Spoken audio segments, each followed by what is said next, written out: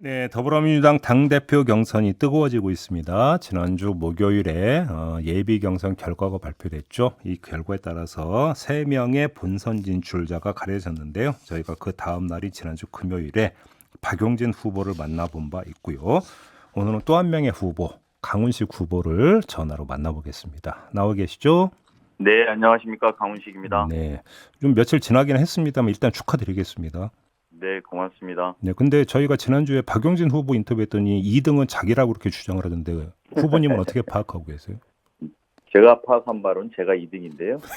아마 국민들 눈에서는 새로운 얼굴이 어떻게 2등했나 싶어서 잘 믿기지는 않으실 거라고 생각합니다. 네, 근데 이제 뭐 민주당이 변화해야 된다. 이런 절박한 요구가 이번에 저를 컷오프에 통과시켜준 파격과 이변으로 결과를 나왔다고 저는 생각합니다. 근데 뭐 박용진 후보나 우리 후보님이나 두 분 모두 1등은 아니라고 하네요. 1등은 아니죠. 그럼 뭐 1등은 아니라고 알고 있는데요. 왜? 그러면 본선에서는 1등 하실 수 있습니까? 그럼요. 근데 예비 경선에서 1등 못했는데 어떻게 본선에서 1등 하실 수 있나요? 제가 컷오프 통과할 거라고 생각 안 하셨죠? 아, 저는 그거는 뭐 제 의견은 뭐 안 밝히고요. 네. 그 대부분의 분들이 제가 컷오프 통과할 거라고 생각 안 하셨거든요. 그런 것처럼 또 다른 파격과 새로운 바람을 불러일으킬 겁니다. 그렇게 보시는 거고. 그러려면 단일화가 필요한 거 아닌가요? 저는 뭐 그것은 왜 필요한지, 무엇을 위한 단일화인지가 중요하다고 생각합니다. 그래요? 그냥 수치를 더하는 방식의 단일화로 실제로 지금 전체의 어대명이라고 불리고 있는 민주당 전당대회를 넘을 수 있는 건지는 저는 회의적이고요. 네. 단일화를 왜 해야 되는지 또 무엇을 위한 단일화인지가 되게 본질적으로 중요하다고 생각합니다. 네. 근데 일단 그거 떠나서 박용진 후보는 저희와 인터뷰에서 이제 그 첫 번째 이제 권리당원 투표가 있기 전에 단일화가 이루어져야 되고 그러면 그 시한은 8월 3일이다. 이렇게 밝힌 바가 있는데 오늘이 8월 2일이니까 내일이거든요. 네, 내일 전까지 단일화는 불가능한 거 맞죠? 그렇죠. 그래요. 근데 어차피 권역별로 권리당원 투표 결과는 공개하게 되어 있지 않습니까? 예, 맞죠. 맞는데 네. 이게 지금 7월 3일 날 저의 경우는 출마 선언해서 지금까지 딱 한 달 됐는데요, 오늘이. 근데 이 한 달 기간 동안 제가 볼 때는 박용진 후보가 지금 본인이 어쨌든 2등 지지율이 나오지 않았습니까, 계속. 그러니까 줄곧 단일화만 이야기하는 것 같습니다. 그러니까 여기서 그래서 2등 지지율이라는 게 여론조사 말씀하시는 거죠? 그렇습니다. 예. 여론조사에서 2등이 나오니까 본인은 계속 단일화만 이야기해서 캠페인 자체가 단일화로 지금 한 달간 해오셨어요. 박용진 후보 같은 경우에. 네. 그래서 예비 경선 때도 그냥 줄곧 단일화만 이야기하셨잖아요. 그리고 예비 경선 때도 단일화는 결국은 못 하셨잖아요. 컷오프 이후에도 본인이 날짜 지정하고 그 날짜까지 단일화하자고 하고 이제 어제는 3일이었다가 어제인가는 12일 날까지 또 다시 또 마지노선을 놓으셨어요. 네. 그러니까 계속 그렇게 저희가 볼 때는 캠페인을 그냥 아예 단일화 캠페인으로 그냥 하시는 것 같다. 근데 문제는 비전은 반명이고 뭐 캠페인은 단일화로 하는 거는 뭐 본인 그 후보의 개인의 선택인데 저는 지지자들이나 유권자들이 왜 단일화해야 되는지 무엇을 위한 단일화인지에 대해서 정확하게 설명하지 못하면 자꾸 단일화의 문은 닫힐 수밖에 없는 거 아닌가라는 생각이 듭니다. 근데 일단 기술적인 문제 하나만 좀 여쭤볼게요. 만약에 단일화가 성사가 됐다고 가정을 하면 한 명은 사퇴를 하는 거잖아요. 네. 그러면 사퇴한 후보의 표는 무효표가 되는 겁니까? 어떻게 되는 겁니까? 사표가 되는 거죠. 사표가 돼버립니까? 네. 지금까지 지난 그 대선 경선 후보 경선하고 똑같이 그 룰이 적용이 되는 겁니까? 그러면 늦춰지면 늦춰질수록 불리하겠네요. 단일화할 거는 반감되겠네요. 그것도 마찬가지인데 그러면 그 둘의 단일화에서 1등 후보를 이길 수 있느냐? 이것도 또 따져봐야 되는 거죠. 그러니까요. 그러니까 사표에 대한 부분도 있지만 네. 제가 아까 거듭 말씀드리지만 첫 번째는 왜 단일화해야 되는지가 설명되지 않으면 결국은 비전의 단일화가 아니기 때문에 예. 그 기술적인 문제로만 넘어갈 수밖에 없는 것이죠. 그러니까 기술적인 문제에 집착하게 되면 내용이 공유가 안 되기 때문에 유권자들이 동의하기 어려울 겁니다. 네. 이제 그렇게 되면은 사실상 제가 말씀드리는 것처럼 단일화의 문이 닫히는데 그래서 제가 말씀드리는 것이 비전 경쟁에 더 집중하자라고 이야기를 했던 것이고 비전과 비전이 만나야지 폭발력과 잠재력이 터지지 않겠습니까? 그럼 후보님이 생각하는 단일화 그림은 어떤 거예요? 그러니까 가치가 있는 단일화라는 게 어떤 뜻입니까? 각자의 비전에 공감대가 있어야지만 예. 이 두 후보가 단일화하는 것은 국민들이 납득할 수 있다. 지지자들이 납득할 수 있다. 그리고 그 단일화 위에 후보들이 서라라는 명령이 있으면 그건 자연스럽게 단일화 될 수밖에 없다고 봅니다. 예. 근데 그런 것들을 다 빼고 후보 간의 시간만 가져서 단일화하자는 방식으로 지지자들이나 유권자들이 동의할 수 있느냐. 그래서 제가 여쭤보는 것은 도대체 왜 단일화하자는 거지? 반명 단일화 말고 다른 메시지는 무엇인가요? 예. 이거를 제가 질문하고 있는 것입니다. 그러면 바로 그 점에 대해서 그러니까 답도 좀 내려주신다면. 제가 말씀드리는 것처럼 비전을 먼저 보여줄 시간이 필요한 것이죠.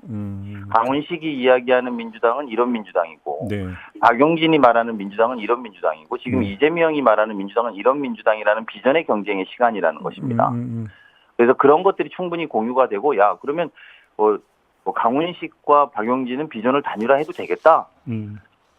그리고 우리 지지자들은 같은 생각이니까 힘을 합쳐갖고 한번 뛰어넘어 봐라. 이런 명령이 있어야 되지 않겠습니까? 알겠습니다. 그러면 좀 이제 그건 앞으로 이제 쭉 펼쳐 나갈 어떤 내용이 될 것 같고요.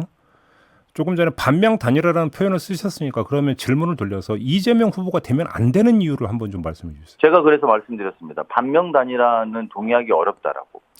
그거는 아니다. 이전에 단일화해야지만 이야기가 될 수 있다는 겁니다. 그래요. 그럼 이재명 후보가 그러니까 대표가 돼도 괜찮다 이런 말씀으로 이해를 해도 되는 겁니까? 이재명 후보가 대표가 돼도 뭐 문제가 있는 건 아니겠죠, 민주당이. 다만 이재명 후보보다 더 제가 당대표가 되는 것이 더 젊은 수권 정당을 만드는 데 필요하기 때문에 제가 출마한 것이고. 바로 그 지점인데 젊은 수권 정당이라는 게 어떤 뜻입니까? 일단 후보 중에서 제가 가장 젊은 인물이기도 합니다만 제가 어제 인터뷰에서 그런 이야기 했는데요. 저희 당은 지금 경계와 금기를 깨는 도전이 필요합니다.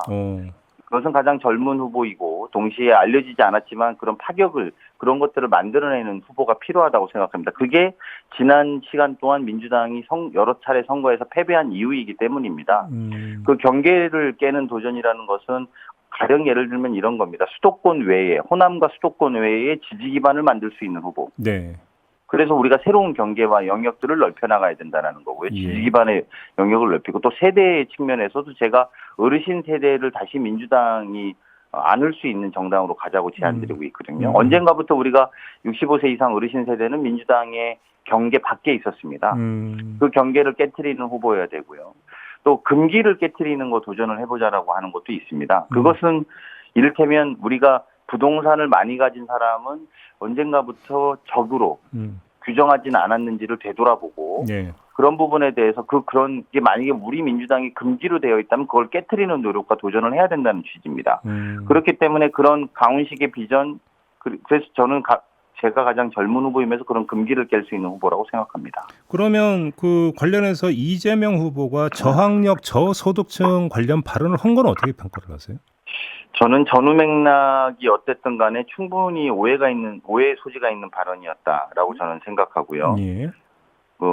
과거에 윤석열 대통령이 가난하고 못 배운 사람 자유가 뭔지 몰라 이런 발언 한번 해갖고 우리 대통령 선거 기간에 굉장히 시끄러웠던 적이 있었습니다.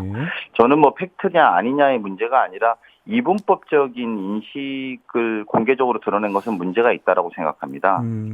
그리고 우리가 국민들이 대부분 지난 대통령 선거에서도 그랬습니다만 남과 북을 갈라서 보수당이 집권했고 과거에 동과 서를 갈라서 보수당이 집권한 적이 있지 않습니까? 그리고 이번 대통령 선거에는 남녀를 가르고 또 세대를 갈라서 그렇게 갈라치기로 보수당은 집권했다고 생각합니다. 근데 우리 당 안에마저 이분법적 사고로 지지층을 갈라서 보는 관점들은 저는 굉장히 경계해야 될 일이라고 생각하고요. 그런 면에서 저는 당 안에를 갈라치게 하는 것도 되게 매우 경계해야 될 일이라고 생각하고 더 큰 아쉬운 점은 그 책임을 언론 탓했다는 것도 저는 짚어봐야 될 문제점이라고 생각합니다. 근데 이재명 후보의 발언 맥락을 보면 그러니까 저소득층을 배제하자가 아니라 그 고소득층도 안아야 되는 거 아니냐 여기에 방점이 찍혀 있는 것 같던데요. 그거는 뭐 해석하기 나름의 문제인데요. 저는 그 전후 맥락이나 충분히 오해 소지를 샀다는 것만으로도 당을 통합으로 이끌어 나가고 그런 것들 안아 나가려면 조금 더 구체적인 설명이 있었으면 좋았을 거란 지적드려야 된다고 생각합니다. 그 의원 욕하는 온라인 플랫폼 만들겠다라는 발언은 어떻게 평가를 하세요? 저는 당내 민주주의를 퇴행시키는 문제라고 생각하고요. 어쨌든 대화하고 설득하고 타협해야 되는 것이 민주주의의 가장 중요한 기본적인 자세인데 아무래도 그렇게 하면 눈치 보고 위축될 수밖에 없지 않겠습니까? 네. 특히나 다양한 의견, 당내의 의견들이 개진되는 방식에 대해서도 그렇게 될 경우에 좀 회의적이지 않을까 싶고요. 의사소통을 하자는 것은 저도 온라인 민주당을 개설해서 당원들 누구나 자신들의 의견을 표출하고 그런 의견들을 담는 게시판도 만들고 또 커뮤니티도 만들자는 것에 저도 공약이 있습니다. 예. 다만 욕을 하자라는 문제는 좀 다른 문제인 것 같습니다. 예. 그걸로 인해서 위축되는 것들을 생각해봐야 되는 지점에 대해서 지적할 수밖에 없다고 생각합니다. 욕하는이라고 하는 표현을 좀 평가하는이라는 표현으로 해석을 할 수 있는 여지는 없는 건가요? 그거는 그렇게 표현했다면 좀 다른 의미도 분명히 있겠죠. 예, 그래요. 지금 그 여권 특히 국민의힘 안에서는 지금 복합 위기라는 단어까지 스스로 쓰고 있거든요. 네. 윤석열 대통령의 그러니까 국정 수행 지도는 계속 빠지고 있고. 근데 과연 이 국면에서 민주당이 제대로 대처해서 당의 지지 기반을 넓히고 있는가라는 평가가 함께 이루어져야 될 것 같은데 후보로서 어떻게 평가하십니까? 저희가 전당대회를 치러내는 과정에서 더 넓은 지지와 더 강한 민주당이 돼야 된다고 생각하고요. 예. 말씀하신 것처럼 윤석열 정부의 실정 그리고 윤석열 정부의 국민들이 마음 돌리는 데 있어서 민주당으로 돌아올 수 있는 준비가 되는 전당대회가 돼야 된다고 생각합니다. 그래서 제가 이것이 갈라치기 내부를 갈라치는 문제라든지 내부 안에서의 싸움이 격렬하게 일어나는 것보다 미래를 위한 경쟁을 하자라고 제안드린 이유도 예. 그런 취지에서 그렇게 말씀드리는 겁니다. 만약에 그 우리 후보님께서 당 대표가 되신다면 네. 대여 전선에서 핵심 내용은 뭐가 돼야 된다고 생각하세요? 두 가지입니다. 선명야당과 대한정당이라고 저는 생각합니다. 네. 저는 1970년대 40대 기수론을 말했을 때 처음에는 구상유치라고 다 비웃었습니다만 40대가 정말 겁없이 윤석열 정부랑 맞서 싸웠던 것에 대해서 국민들을 믿어줬고 박정희 정부는 무너뜨릴 수 있었다고 저는 생각합니다. 저도 당대표가 된다면 윤석열 정부와 겁없이 맞서 싸우는 당대표가 되겠다라는 선명야당의 기치를 한 가지 말씀드리고 싶고요. 예. 또 하나는 대한정당입니다. 저희는 동시에 야당이면서 동시에 원내 일당입니다. 원내 일당으로서 국민의 삶과 민생 문제에 대안을 가지고 정부랑 이야기할 수 있는 대한정당으로서의 노력을 해야지만 네. 지금 윤석열 정부의 실정이 민주당으로 다시 돌아올 수 있다라고 생각합니다. 알겠습니다. 자, 오늘 말씀 여기까지 드려야 될 것 같네요. 고맙습니다. 네, 고맙습니다. 네, 지금까지 더불어민주당 강훈식 당대표 후보였습니다.